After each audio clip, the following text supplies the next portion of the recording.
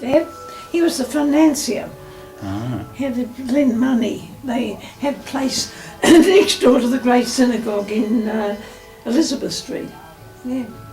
And he met your mum, Gladys. I don't know where they met, but they were born here. And so were their parents, but I don't know where. And So they go back at least 3 generations. Yeah. Then. If you want me to find out, I remember my grandparents, but I haven't got pictures of them because they weren't there then. They'd gone by then. We were born in Bondi. Bondi. In the corner of Imperial Avenue and Bondi Road.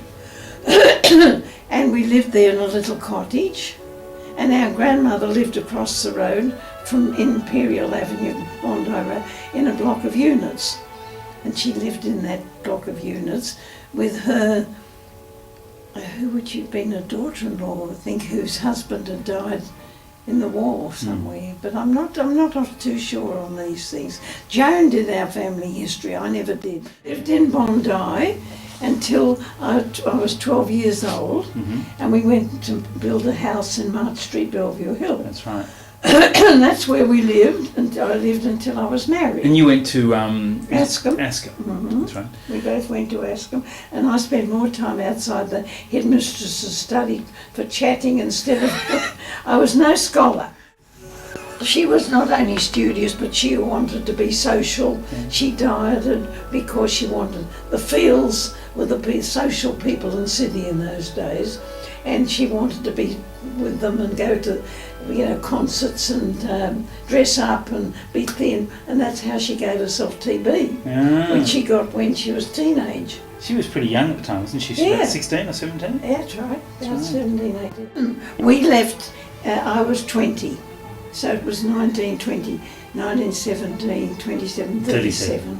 We went for a trip around the world. Tell me a bit about that. Huh? How did you travel? We travelled first of all by ship. I've forgotten the staff head of one of those ships to all the different ports, and we went up through the Suez Canal, and that's when we went up to Egypt and the pyramids and all that. Actually, there's a good photo there. Yeah, we went up there to the pyramids, and all I remember is my mum, who had big boobs, sitting on the camel going up.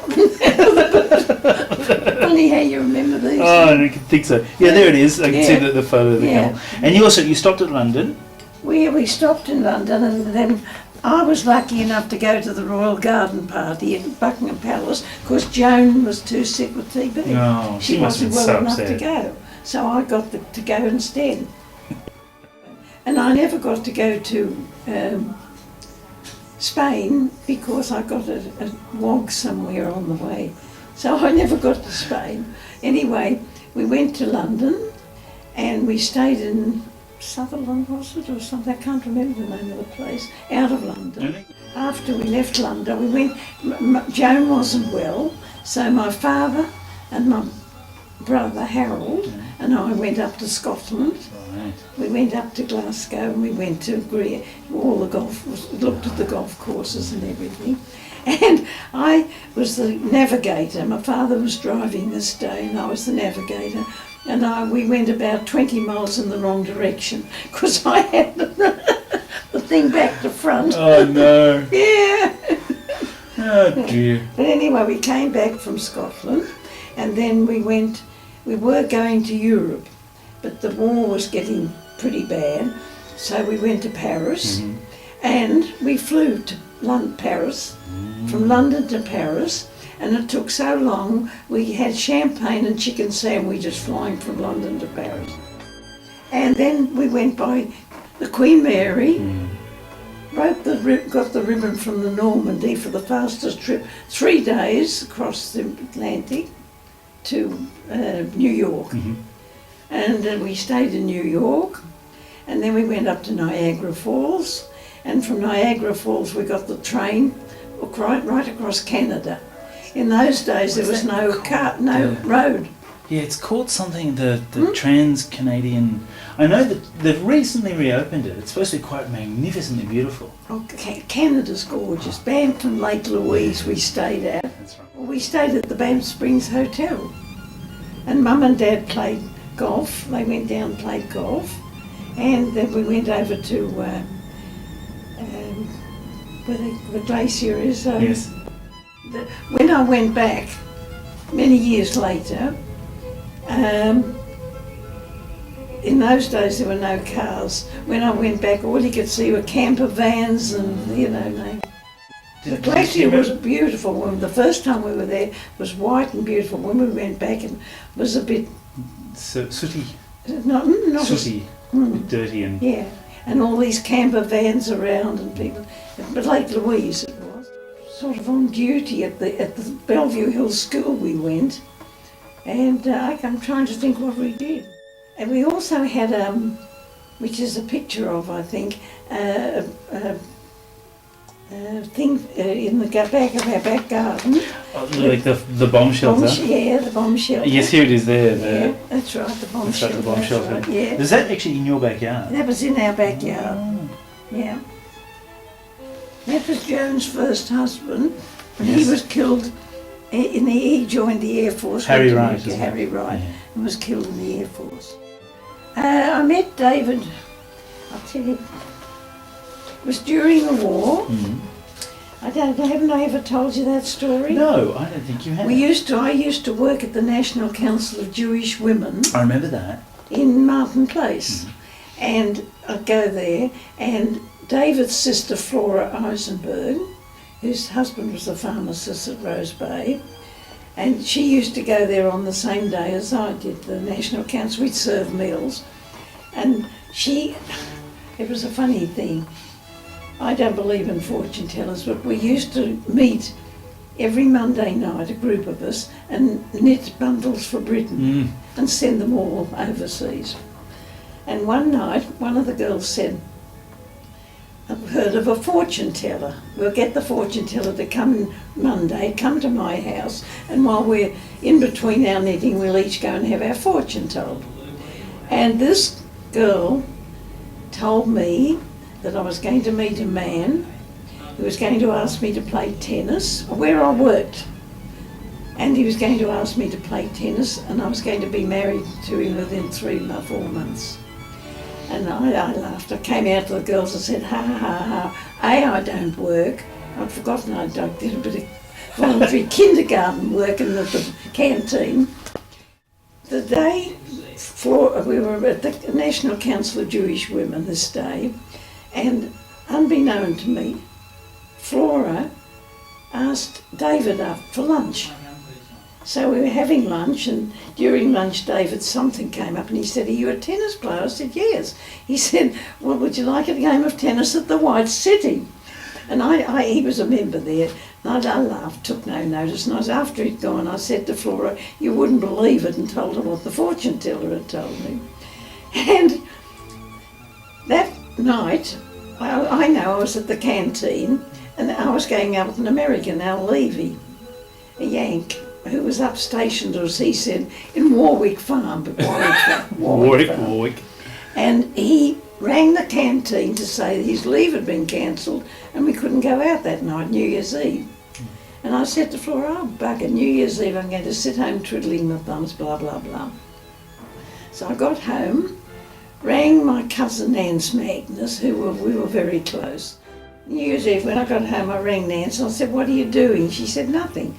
I'm going to the movies with Mum and Dad. So I said, I'm not doing anything, I'll come with you. No sooner had I hung up and the phone rings. It's David on the phone. My sister tells me that you were going out, but it's been cancelled. Would you like to go out to Prince's? Prince's was the in place in those days, packed full of American soldiers and everything. So I said, oh, that'd be nice. Okay, so I rang Nance and I said, do you mind? She said, no, couldn't care less. So they picked me up. They didn't even have petrol to put in the car because the petrol was rationed. Yeah. But we got there and we went, Pierre, who owned Prince's or ran it, had put up tables specially for us, almost in the ladies' toilet because there was nowhere else. They were packed. And we had a lovely night. That was the New Year's Eve. We were married in May. Good. It was as quick as that. Yeah. He was going to live till he was 82. He only lived till 80, but he died in 82. That was in the Taj Mahal. Mm. That's how he had his fortune told about Taj Mahal. I didn't realise. Actually, I wanted to ask a bit about it more because I remember that I thought Papa had something to do. Papa David had something to do we with owned it. the whole 5 in there. So Papa had he already He started wanted up to his... David wanted to be an architect,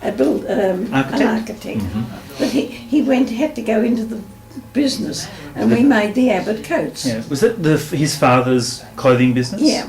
But then he branched it out into women's wear, didn't he? He what? He branched it out into women's wear? No, not then. He went into made the Abbott coats, and during the war he manufactured Army, Navy and Air Force uniforms. Rather than go into the Navy or Air Force or whatever, he turned the factory into... Didn't you ever hear the story about David coming along College Street to Oxford Street? I don't think so. He was coming along College Street into Oxford Street. The place was on the corner of College and Oxford. He's coming into Oxford Street, and in those days there were no traffic lights, there were policemen. So David starts to go and the policeman puts his hand up. So David keeps going. He was a shit of a driver anyway. And the policeman said, "Pull over, driver, pull over, driver." So David pulls over. He said, "What the hell do you think you were doing?" He said, "I told you to stop." He said, "Officer, I'm manufacturing Air Force uniforms and you were just another blue uniform." And the policeman said, "Go on." He was married in 43. Coral was born in 45, 43, 44, 45. I think, Yeah, from memory. Jenny was 46 because I didn't want to carry again through summer, Yes. being pregnant, and then I waited 2 years for Stephen. I planned it. We lived in Clairvaux Road in the beginning.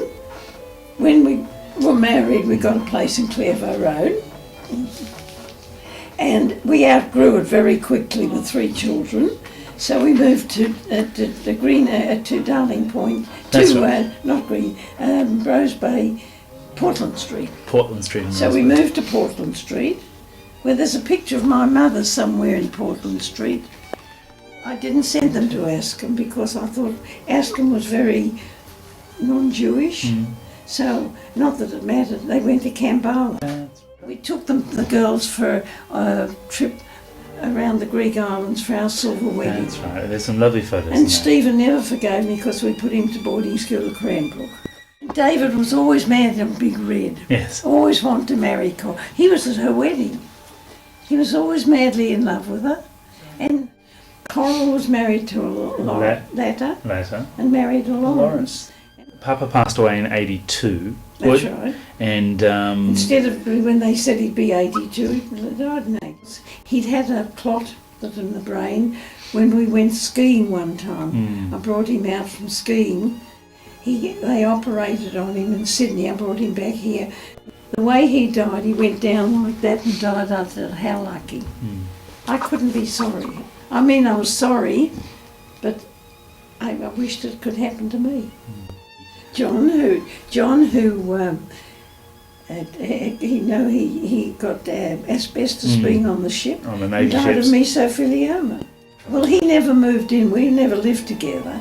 He had his own unit, but we were very good friends. We met at the bowling club, and then Eddie, I was playing at Diamond Bay in the National Council of Jewish Women, Bowls Day, and Eddie just came up and said, "Would I go out for dinner?"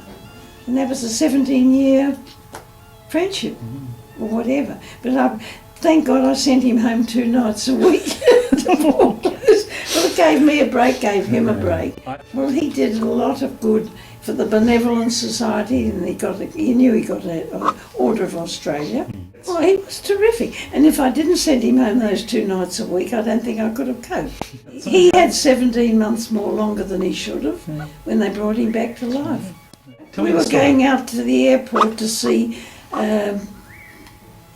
Stephen's daughter and son-in-law off. They were going to England on a school exchange.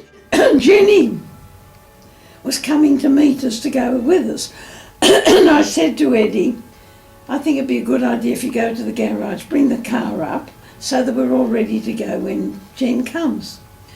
And Eddie came up from the car with his glasses like that and he sat down in the car and I could tell straight away. I rang 000 and then within a quarter of 10 minutes there were 3-4 ambulances, being a holiday it was, and they got him on the ground in the den.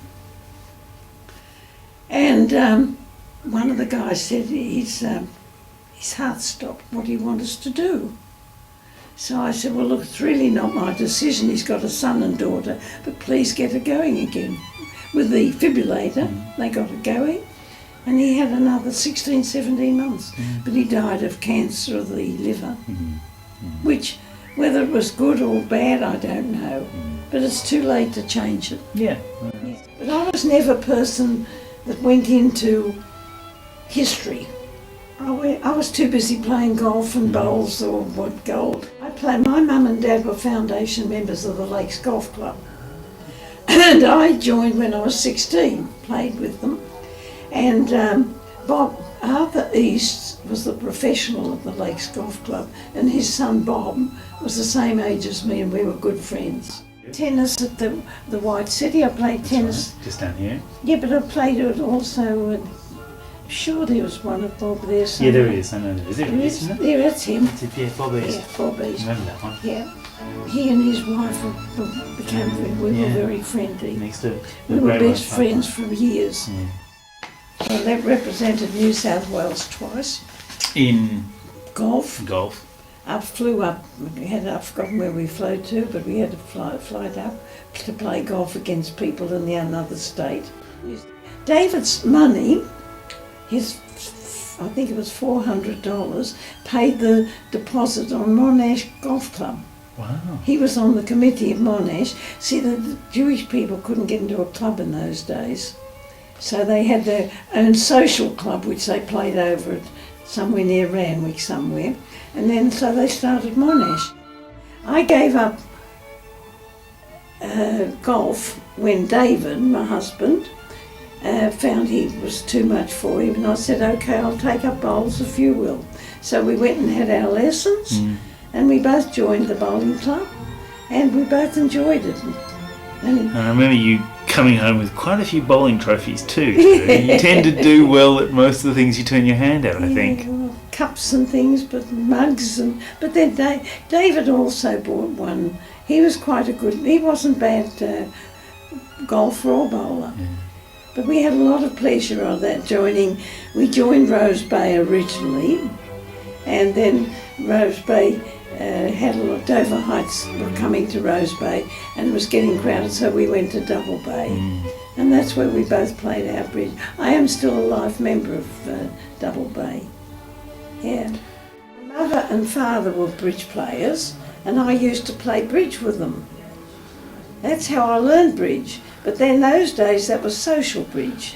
Now it's a duplicate, which is competitive bridge. And you're playing against 70 or 80 other people in a room. You tend to do pretty well. I have, but at the moment I'm not playing well because my brain's not working so much. But I enjoy bridge. I played social bridge. We go to each other's homes, have lunch.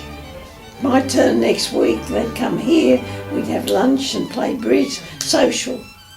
But now it's all duplicate, and you're playing against everybody else in the room. Is it more competitive, a little less social? Yeah, more competitive, and I've always been a competitor. Yes, yes. I told my carer a couple of jokes the other day, but she didn't appreciate them. I think she's too prim and proper. I told her about Custer's Last Stand, which she never heard. No, tell You've me. never heard of it? Many, many years ago, when it was very rude to use